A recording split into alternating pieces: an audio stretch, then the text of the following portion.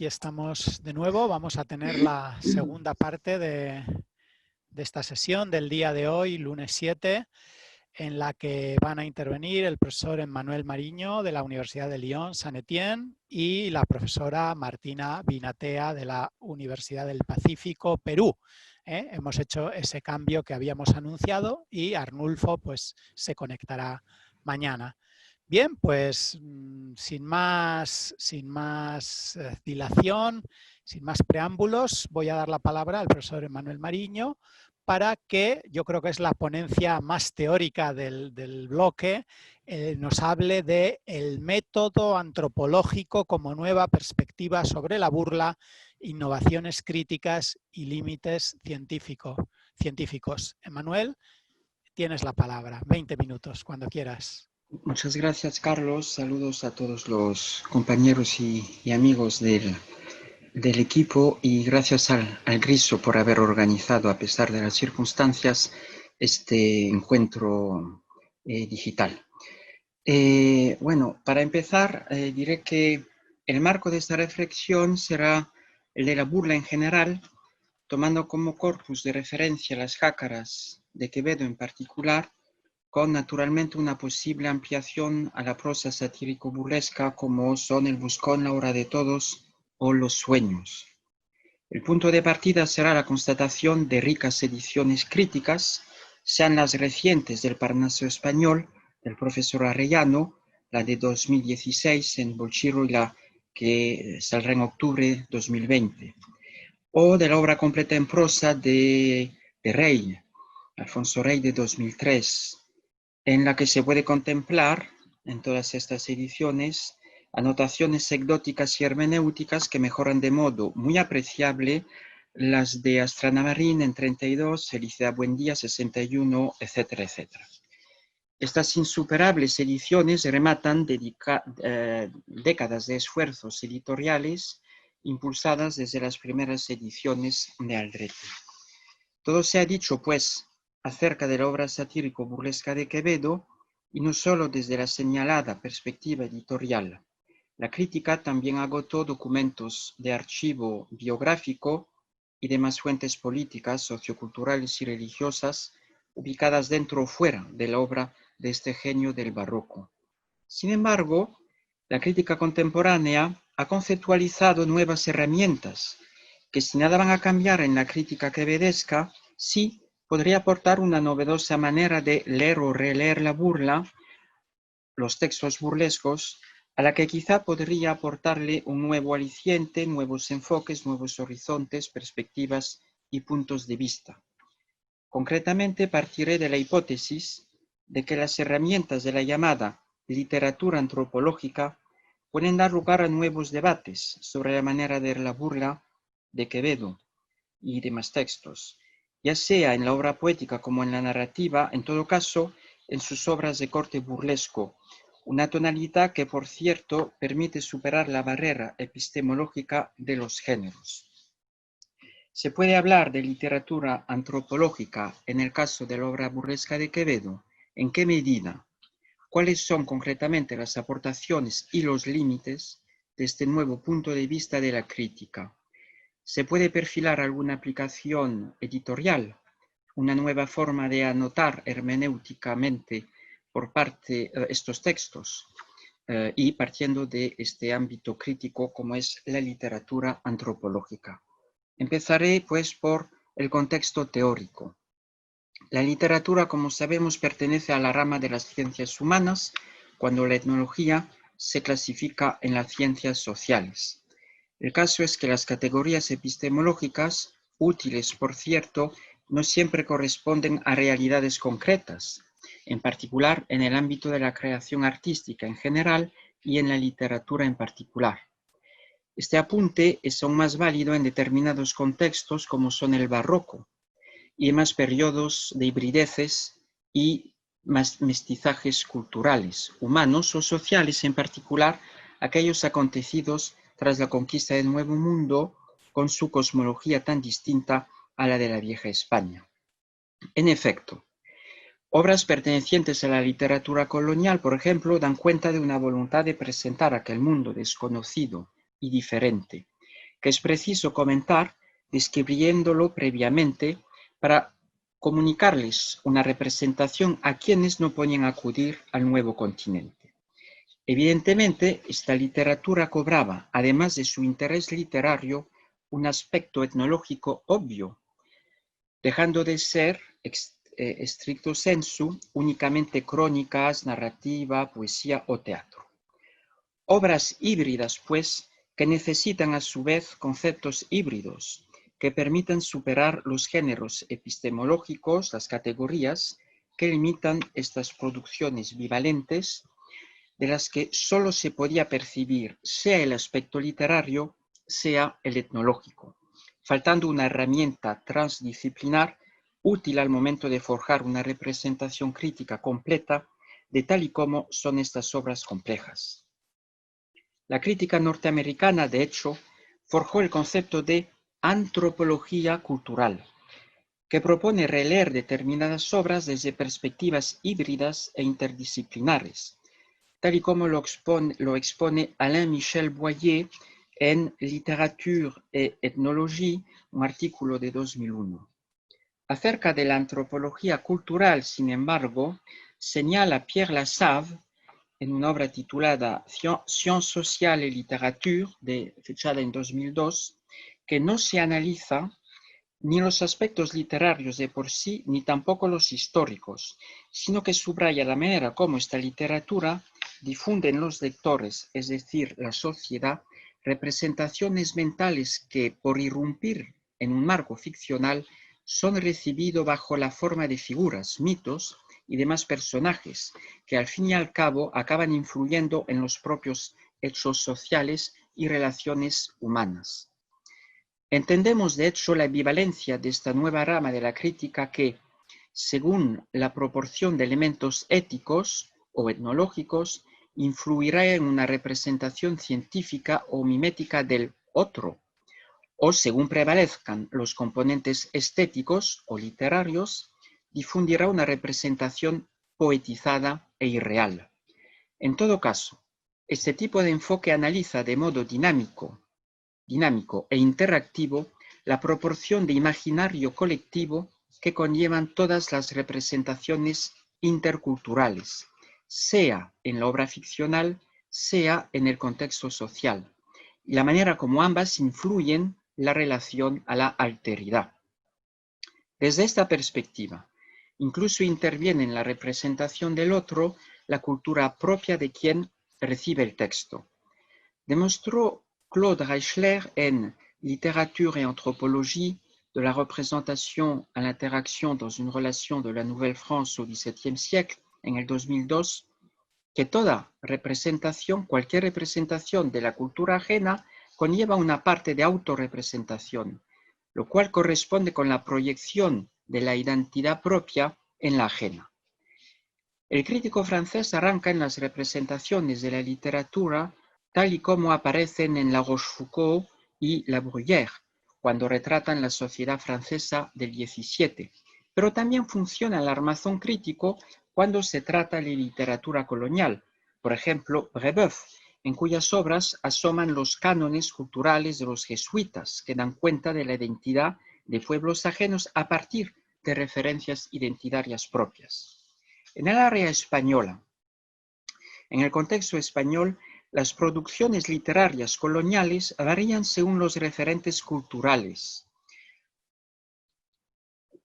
según proceden de un conquistador, un hombre de iglesia o un poeta, incluso cuando todos eran españoles y procedían de una misma cultura cristiana. De hecho, el enfoque de Cristóbal Colón en Diario de a Bordo dista mucho de las concretas cartas de relación al emperador Carlos V de Hernán Cortés, aunque tampoco valgan, como sabemos con las crónicas, como documento histórico absolutamente fidedigno. Mismo comentario sobre la historia de las Indias y la brevísima relación de la destrucción de las Indias de Fray Bartolomé de las Casas en comparación con el romance elegíaco de Fray Luis de Miranda de Villafaña, que poetiza las primeras percepciones que tendrán los contemporáneos de lo que serán luego Uruguay y Argentina en torno al Río de la Plata. Pero, de la misma manera, poetiza Quevedo la representación del otro en las jácaras, por acceder, el lector a los retratos de aquellos maleantes mediante un doble filtro, el filtro del conceptismo y el de la germanía. En el caso de Quevedo, el tono burlesco con sus efectos visuales grotescos que conllevan antropomorfismo, zoomorfismo y demás fórmulas híbridas dan de la alteridad una percepción negativa. Al parecer, la evolución epistemológica, por lo menos tal y como la esculpió Descartes, permitió racionalizar y conseguir representaciones científicas más realistas sobre alteridades culturales. Por lo menos eso se pensó durante siglos. En efecto, demuestra, por ejemplo, Marc Bloudet en Art et Nouveau Roman en el 92 y luego Rémy Astruc en le renouveau du roman grotesque dans le roman du XXe siècle, essai d'anthropologie littéraire en el 2010, demuestran ambos que la cuestión de la burla y de lo grotesco nada tienen que ver con cronologías ni ámbitos científicos, sino que corresponden con una constante humana al momento de describir mecanismos de transformación. Astruc presenta la burla y lo grotesco como un género, más que una tonalidad, y la ubica como fenómeno que irrumpe en los periodos de transición sociocultural. Según el estudioso francés, lo que considera ser un género se centra en la temática del cuerpo, sea el cuerpo individual, sea el cuerpo colectivo y social, lo cual justifica doblemente la presencia del campo antropológico. Dicho de otra forma, la burla y lo grotesco se centran en lo corpóreo, como figura, materia o mito, que permite, a través de figuras literarias y proyecciones culturales, analizar y describir mutaciones, transformaciones, o sea, periodos transicionales que se expresan, de hecho, mediante recursos emocionales, emotivos, sensibles. En un artículo titulado Les imaginaires des corps dans la relation littéraire, approche socio-imaginaire de la corporeité partagée, Claude Fins, en el 2009, hacía hincapié en constantes temáticas, cuerpos de personajes deconstruidos, deformados, híbridos, transformados, etc., que miméticamente expresan una metamorfosis del cuerpo social. Estas constantes corpóreas van acompañadas de todo un léxico de lo emotivo y sensible, como lenguaje de una agonía o sufrimiento ante estas mutaciones, tomando aquí toda su importancia adjetivos, adverbios y demás figuras estilísticas que focalizan la atención del lector en cualquier forma de sentir como expresión de la metamorfosis. Por cierto, si volvemos al corpus quevediano y a las jácaras en particular, no faltan cuerpos descuartizados, enviados a galeras, prostituidos, reducidos a ceniza y torturados. La burla en el buscón, los sueños o la hora de todos siempre va a cuesta del cuerpo ajeno, animalizado o ridiculizado, Víctor Roncerro evocaba esta temática, mediante procesos de degradación del que son víctimas las propias divinidades en la hora de todos, papas y reyes en los sueños. Ningún cuerpo, por el hecho de ser cuerpo, se salva de la burla y sus deformaciones grotescas. Es un aspecto que había expuesto en Carolina del Norte y luego en el congreso organizado por el Griso en Cádiz. Pero se pueden introducir estas consideraciones de la crítica antropológica en la edición de textos críticos. ¿Bajo qué forma y con qué tipo de aportaciones? Pasemos pues a las aplicaciones críticas. Determinados investigadores, en el ámbito francés por lo menos, empezaron estas 2 últimas décadas a adaptar la antropología a la edición crítica. Por ejemplo, Manon Brunet propone distintas opciones en un artículo titulado Réseau Lettres Édition Critique pour une anthropologie littéraire en el 2004.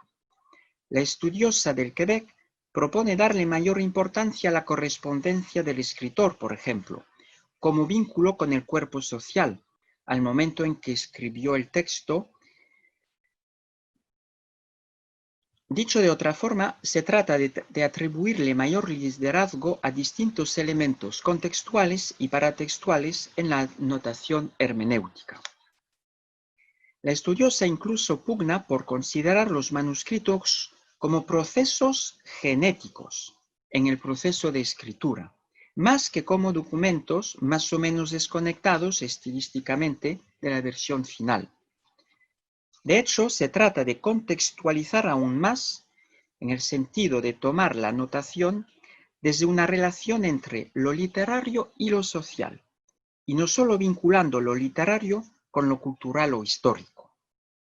Tomando en cuenta el impacto del componente antroposociológico, la relación del autor con la sociedad, se trata de hallar en el texto elementos relativos al imaginario individual, pero en la medida en que se vincula con el imaginario social.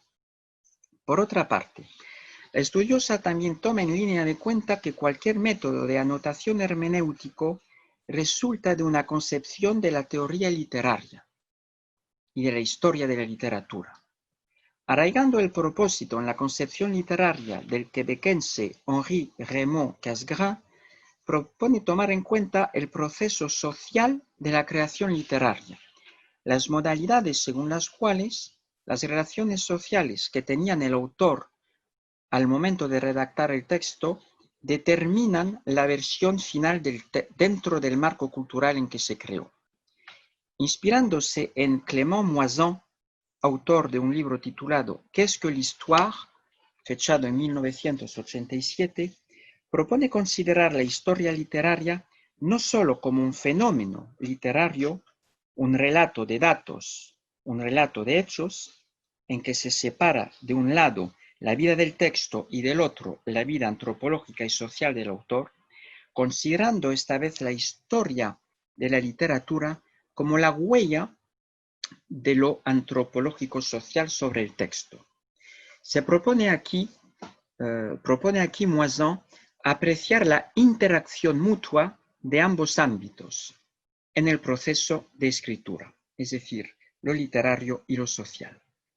Desde esta perspectiva, Vincent Lemieux propone un modelo de anotación crítica antropológica en una obra fechada en 1999 titulada Les réseaux d'acteurs sociaux. Se trata aquí de tomar en cuenta todos los elementos de la red humana y social que rodea la creación del texto. Precisa el estudioso que este elemento es tanto más importante cuanto que los textos son de tipo comprometido, humana y socialmente. Se trata pues aquí de analizar los vínculos humanos y sociales entre personajes, o sea, dentro de la obra, como elemento de lectura de la sociedad, a la vez que los vínculos que tenía el propio autor con la sociedad. Estos vínculos permiten entender la creación literaria del propio texto que se pretende anotar. Propone por su parte Brunet, tomando en cuenta lo que precede, darle mayor importancia a la manera como imaginan o sueñan los personajes, considerándolo un punto de contacto entre las representaciones mentales del autor y las de la sociedad, lo que llama el imaginario colectivo, literario y social, o hibridez socioliteraria del texto. De hecho, distingue la crítica quebequense entre el método antropológico y el método arqueológico. Por ser el segundo, el arqueológico, estático, acontecimientos acaecidos, fechas históricas, etc., cuando el primero, el método antropológico, expresa modos de pensar, sentir y vivir. Se trata de tomar en cuenta una realidad humana en su vivir y no de dar cuenta de un hecho frío. Lo interesante es que la estudiosa afirma que estos referentes imaginarios de tipo humano y social son distintos de los referentes culturales, históricos, políticos o religiosos, tal y como se ubican en los archivos, o sea, en la arqueología.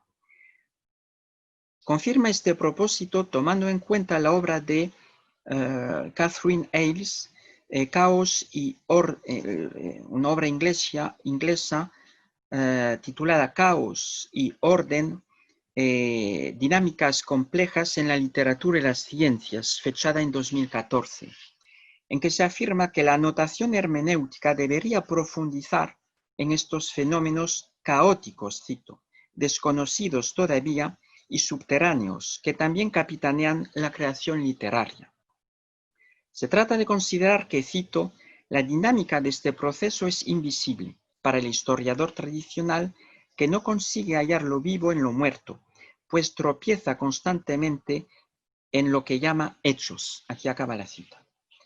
Concretamente, la edición antropológica debe conseguir anotar estos movimientos invisibles de la creación, revelarlos mediante una anotación dinámica del texto, o, dicho de otra forma, considerando el texto como una realidad dinámica y no como un receptáculo de datos y hechos estáticos. Este tipo de anotación considera el texto como un proceso dinámico, pues, y ya no como literatura, hecho estático. En este método, el concepto de red toma un liderazgo fundamental. También se trata de incluir en esta red dinámica los demás textos que pudo escribir al mismo momento el autor o sus coetáneos, de modo a apreciar interacciones internas y externas, etc. Lo que ya sabemos. La red propuesta incluso debe tomar en cuenta cuestiones de difusión editorial, de evoluciones genéricas, estatuto político, sociocultural y religioso de determinados textos, etc. La estudiosa, pues, Marion Brunet, junto con esta nueva rama de la edición crítica, propone que la anotación deje de considerar el texto como una forma estática, como un hecho literario, para concebirlo como una intención mental, una finalidad, una intención literaria en movimiento constante del propio autor. Para ir concluyendo ya, llegamos al balance científico. Parece interesante y novedosa la propuesta de un método de anotación hermenéutico dinámico en forma de red y que tome en cuenta el texto como un organismo vivo, no como un hecho histórico, que forma parte de una historia literaria.